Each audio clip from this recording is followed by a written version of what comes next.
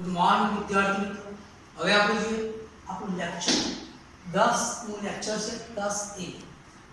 અહીંયા જોઈએ નીચેના વ્યવહારો પરથી શ્રી ભૂપેન નો 3 ખાનાનો રૂપકલ્પ કરો તૈયાર કરવાનું છે. તો શ્રી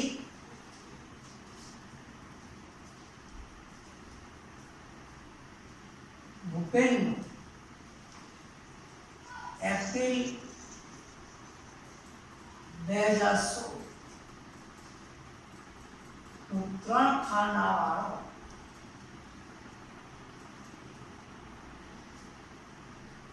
રૂપકલ્પ.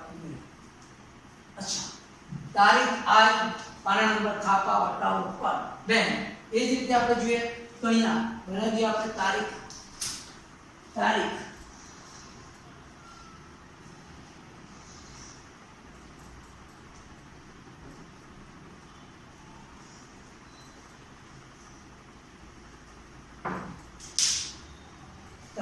વ્યય વાક્ય નંબર થાપા વટાવ ઉપર ને બેન. હવે જોઈએ આપણે દરેક વ્યવહાર કરતા છે અને આપણે લખતા છીએ. રકમ થોડી મોટી છે ધ્યાન આપો. શરૂઆતી રોકડ સિલક 55000, બેંક સિલક 5,50,000. તો અહીંયા પહેલા લખી દે 2016 એપ્રિલ. અહીંયા 2016 એપ્રિલ. અહીંયા આપણે લખી દઈએ શરૂઆતી રોકડ સિલક બેંક સિલક છે એટલે પહેલી તારીખ બાકી આગળ લાવ્યા રોકડના કોલમની અંદર 55,000. અહીંયા 5,50,000 5,50,000 ધ્યાન રાખજો. એના પછી ત્રીજી તારીખનો વ્યવહાર છે ₹55,000 ધર્માદામાં આપ્યા. ₹55,000 ધર્માદામાં આપ્યા એટલે રોકડા આપ્યા છે એટલે ખર્ચ કર્યો. તો અહીંયા 3 તારીખ લખી દઈએ.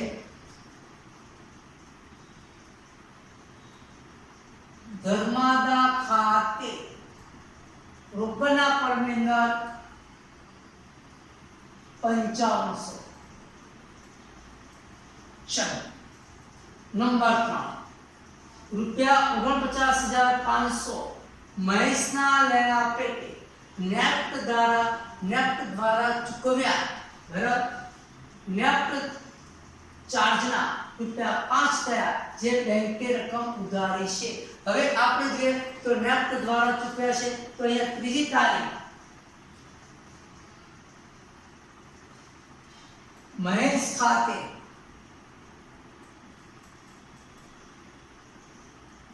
કૌંસમાં નેફ્ટ અને આ વ્યવહાર બેંકના કોલમમાં લખીશું આપણે 49,500. 49,500. અચ્છા, અને ત્યાર પછી નેફ્ટ ચાર્જના ₹5 થયા તો નેફ્ટ ચાર્જ તો અહીંયા લખી છે આપણે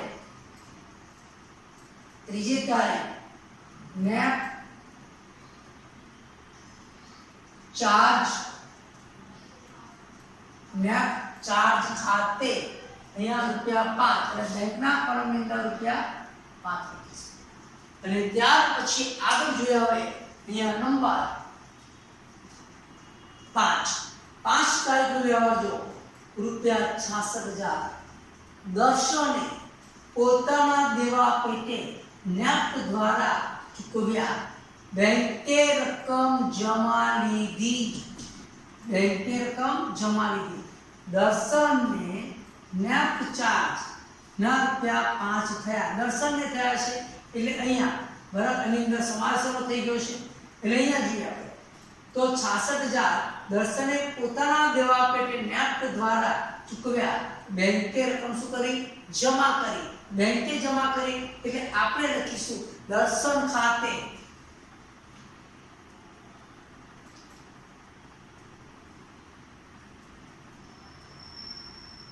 ₹66,000 બેંકના કોલમની અંદર 66,000 આપણે કે લખીશું બેંકના કોલમમાં. હવે જોઈશું આપણે ભાડાના રોકડા ચૂકવ્યા 14300 ભાડાના કેટલા ચૂકવ્યા 14300 ચલો ભાડાના રોકડા ચૂકવ્યા છે એટલે આપણી પાસેથી રોકડ જાય છે એટલે બે બાજુ લખીશું આપણે અહીંયા લખી દઈએ આપણે 6 તારીખ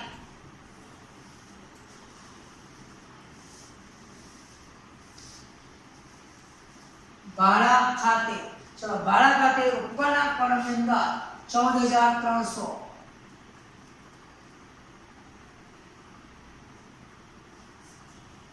ત્યારબાદ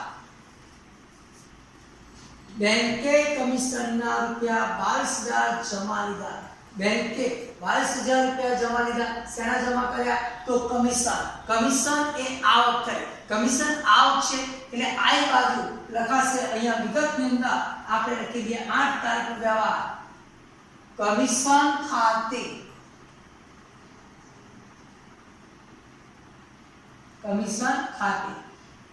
ચલો અહીંયા 22000 રૂપિયા બેંકના કોલમમાં લખીશું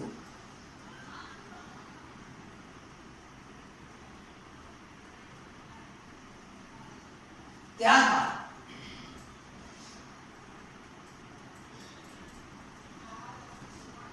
10 તારીખનો વ્યવહાર છે રોકડ ખરીદી 2,75,000 ની રકમ RTGS એટલે કે બેંકનો વ્યવહાર થશે RTGS દ્વારા ચૂકવી RTGS ચાર્જના રૂપિયા 30 થયા ચલો રોકડ ખરીદી છે એટલે ખરીદી એટલે કે જાવક થશે એટલે જાવક એટલે કે આપણે બે બાજુ લખીશું અને એનો ખર્ચ પણ જે થશે એ પણ ખર્ચ ત્યાં લખાય બે બાજુ લખાય અચ્છા હવે લખીએ આપણે રોકડ ખરીદી તો અહીંયા લખીએ આપણે ખરીદ ખાતે 10 તારીખનો વ્યવહાર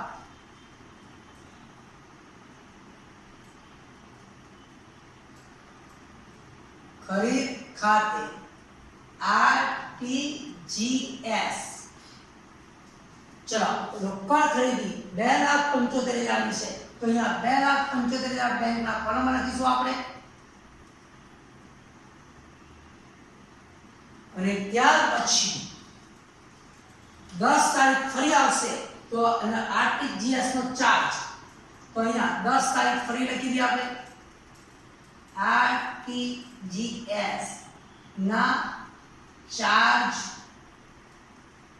ખાતે ચલો એનો ચાર્જ છે આપણી પાસે 30 રૂપિયા તો અહીંયા બેંકના કોલમની અંદર આપણે લખીશું 30 રૂપિયા ચલો ત્યાર પછી 12 તારીખનો વ્યવહાર જો 12 તારીખનો વ્યવહારની અંદર રોકડ વેચાણ 3,85,000 ની રકમ RTGS દ્વારા મળી શેના દ્વારા મળી RTGS દ્વારા મળી છે તો અહીંયા લખી દઈએ આપણે વેચાણ ખાતે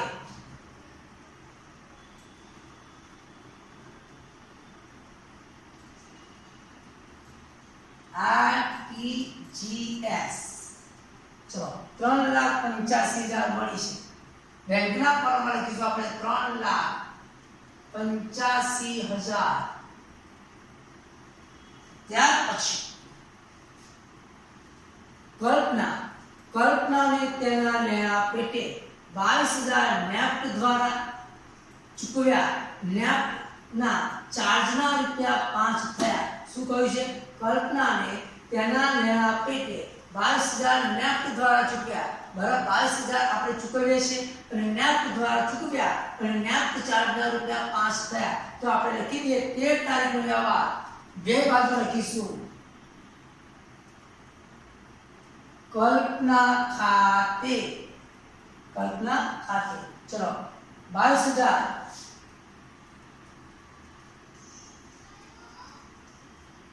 લખીશું આપણે બેંકના કોલમ અને નેફ્ટના ચાર્જના રૂપિયા 5 થયા ચલો નેફ્ટ ચાર્જ અહીંયા 13 તારીખ ફરી લખીશ નેફ્ટ ચાર્જ